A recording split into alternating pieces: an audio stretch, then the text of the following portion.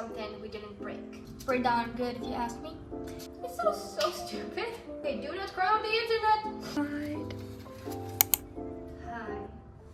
Welcome to the kitchen. Well, I have exams next week, which means I'll do anything but study. Okay, I'm not gonna be one of those people. I studied, okay? I'm trying to study and I'm studying and I'm doing my best. Okay? Other than that, I'm having a lot of issues these days. Maybe it has something to do with like the new year coming in and the human need to be the best version of ourselves and the disappointment of not being the best version of ourselves the year that passed. Yeah, so what I'm trying to say is I'm having an existential crisis and I'm reevaluating everything I've ever done for the past, not only year, but 5 years. You ask, why 5 specifically? Because that's the amount of years I've been in my current relationship. Yes, this video is bake cookies with me while talking about generational trauma, relationships, and not mostly about the cookies, okay? I have my own perfected cookie recipe and it is just, at least I got that going for me. You're gonna need sugar, flour, and salt, a mixing bowl, chocolate, more chocolate, vanilla extract, and an egg. The reason you're seeing this door is that you are in a cabinet and I'm gonna have to just like close it so I can get to the baking soda. Just, excuse me. I just impaired your vision for no reason. There's no baking soda, so we're gonna... Hear me out. It is my own recipe. I made it, but I don't remember the measurements. So I'm gonna have my handy dandy iPad here with the recipe, okay? I'm gonna start by browning the butter.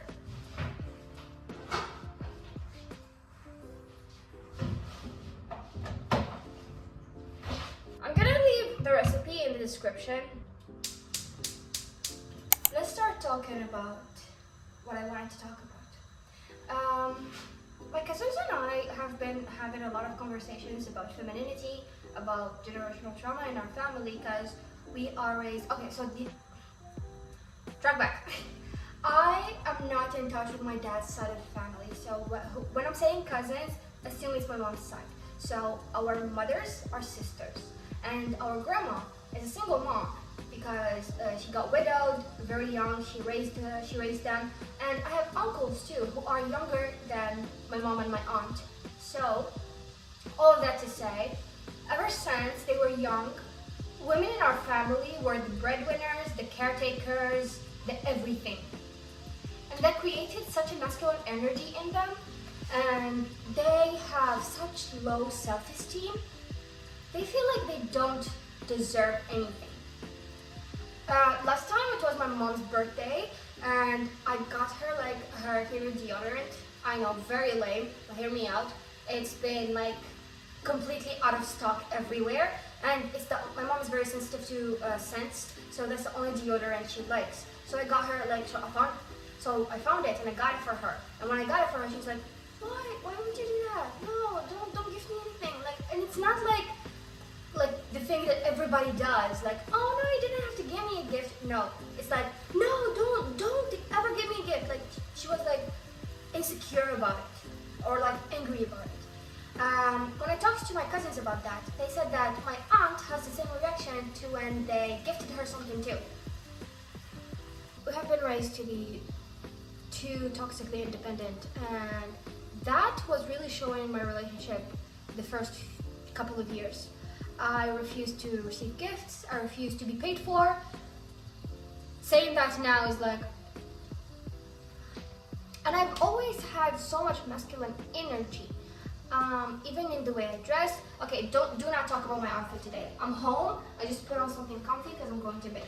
But like, even in the way I dressed, like if you saw my pictures like from a while ago, I tried to dress more masculine. And I thought that had to do with like my gender identity and everything, but like, let's not get into that because that's a whole other story. Me oversharing about things that I shouldn't be oversharing, and the online footprint and whatever. Or yeah, let's not talk about that. But anyway, it showed in my behavior, it showed in the way I acted with people, it showed in the way I behaved in my relationship, and it showed in the way I dressed, which was very imbalancing, debalancing.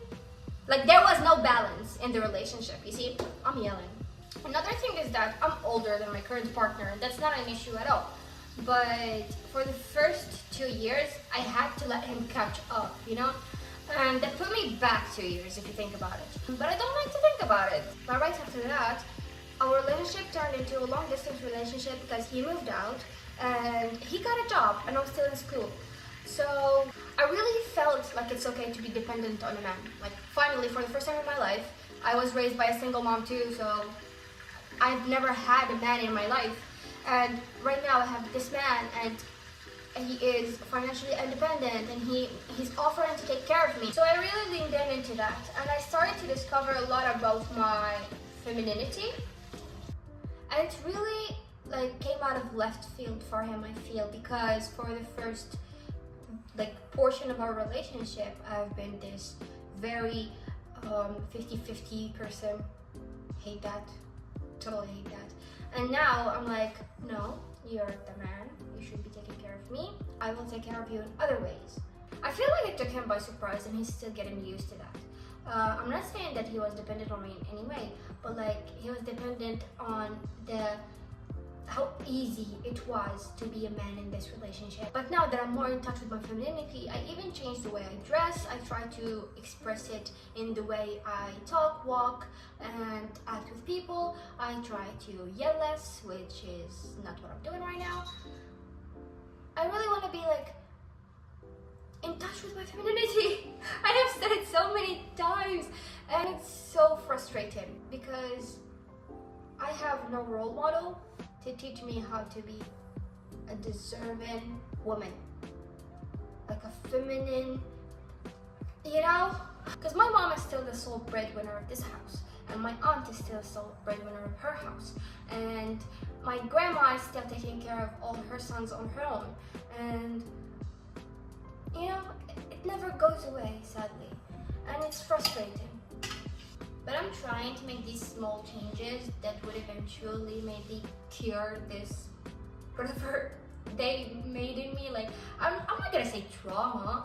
It's not traumatic. Like, the title says trauma, but I'm not calling this trauma. Maybe it is, I don't know. Like, we have a joke, me and my cousins, we say Dounia, which is like they complicated us. And yes, they did, because ever since we were young, we were practically forbidden from doing feminine things. Like when we were younger, we were not allowed to wear nail polish. It was branded as like whore behavior. We were not allowed to like straighten our hair for school, or like, I don't know, like little things that they were just like inherently feminine. They made them to sound whorish, you know? Other very lame but very impacting acts. Why am I being so? Anyway, other things are like in weddings. If you ever went to an Algerian wedding, everybody dances. We were like, if we danced, we were laughed at by our parents, our moms. Wearing high heels, even. Cat, shut up! I'm complaining. Like wearing high heels at weddings. Inherently feminine things were either branded whorish or we were laughed at for doing. So we always had a reason to stay away. I'm trying to think of other examples. We had a night, me and my cousins, it was like 2 a.m. We were sitting on a porch. We were sobbing, crying because of this. I know right now I'm saying, oh, okay, it's not trauma, it's not that dramatic, but like we were sobbing, crying, and I feel like crying right now that I remember that. It's so stupid. Okay, do not cry on the internet. Do not cry on the internet. I'm good. Like I was saying, yeah, we were like, our femininity was taken away from us in like the simplest ways possible. And we grew up to be these masculine, undeserving women. And we're trying to fix that on our own. And it's really hard to try to fix that when you don't have the support system our supposedly support system is the system that broke us. So yeah, now we're stuck trying to fix something we didn't break. Okay, we can now start on the cookies. It's so stupid how I went from drama to so butter and sugar. I'm supposed to use brown sugar, but I don't have any, so I'm gonna give you a trick. If the angle seems a little bit different, it's because we were having storage issues and now we're back. So what I was saying is, if you don't have brown sugar, the angle is different, very. Anyway, I was saying, if you don't have brown sugar, you just measure up both brown and white sugar measurements in the same bowl with white sugar. And then you add this. This is called molasses, and it is date honey. Add about a teaspoon. I don't really measure this one. It is sold at most like a dairy market, so you gotta find it. And then you get handsy with it. This doesn't just color the sugar, it adds back whatever, I forgot what it is, named scientific thingy called when the sugar is refined to be this white, like it takes away this thingy. I will not remember the name of it. I think it's molasses actually. And that's what adds that chewiness to the cookies. Okay, gross, but when it's done, this is what it looks like. The sugar is like, you know, more sticky. I'm gonna add the sugar to the butter and whisk it. So this is the consistency you're looking for. It gets creamier and lighter in color. Now we add an egg, vanilla extract. Do we like the new angle? Okay, so I'm gonna make, a pinch of salt too.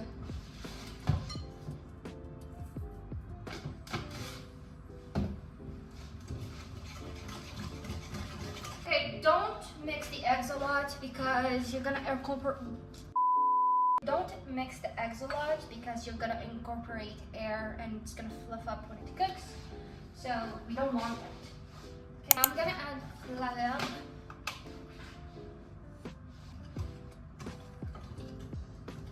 Okay, when the flour is like not mixed all the way through, you should add your chocolate and then mix. That way we're not gonna overmix the flour and create gluten, and then we'll have bread. When chopping chocolate, make sure it's thick, like the pieces are like big chunks, so it doesn't burn in the oven. And now we continue mixing. And this is the consistency for your cookie dough.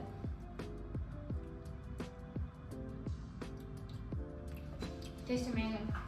I preheated the oven at 180 degrees, and another trick is to use aluminum foil instead of parchment paper for cookies. Cookies are made of butter, so they are not going to stick. And the aluminum foil is going to help give you that crispy edges and bottom.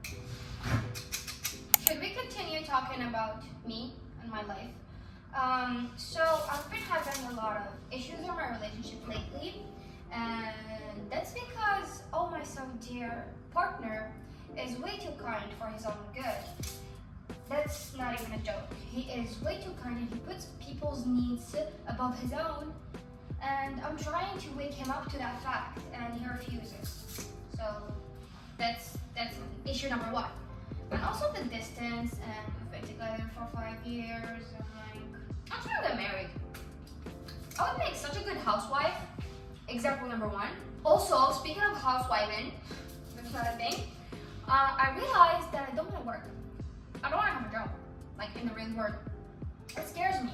I've had like odd jobs here and there, and it never worked out. I tried desk jobs, I tried teaching, which I thought was my passion at first. I tried having like my own businesses, and I think work is just not for me. I'm not made to work. I really want to just like be home and clean, and that might piss off a lot of like radical feminists. I'm a feminist myself. And please don't call me a pygmy for that. I am a feminist myself. And I love women, and I want women to have everything, me included. And everything includes staying home I'm cleaning, I'm baking, I'm cooking, I'm doing just like house chores and taking care of my family. I think it is just as hard of a job as any job outside. I think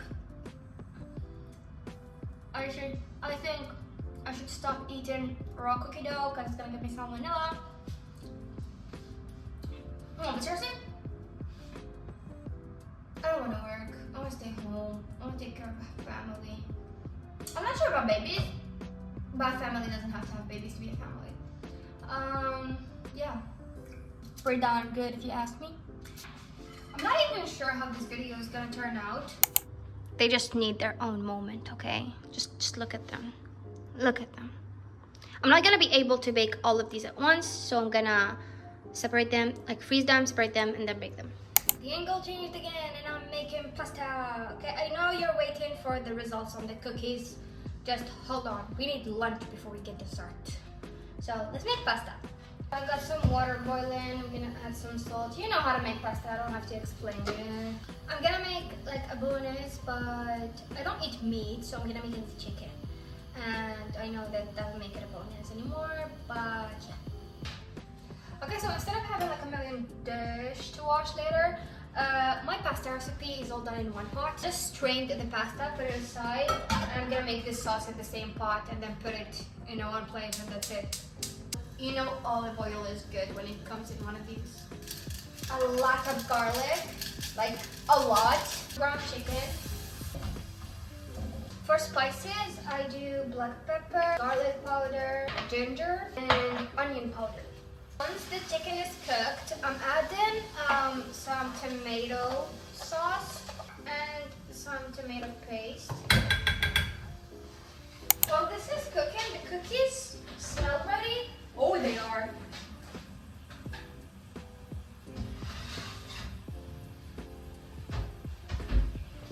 Look at this. Yeah, I know, one is smaller than the other because this one had more dough, obviously. So the pasta is done. This is what it looks like. I love it. It smells so good. And now let me show you the cookie. Look, it's so crispy. It's so gooey inside.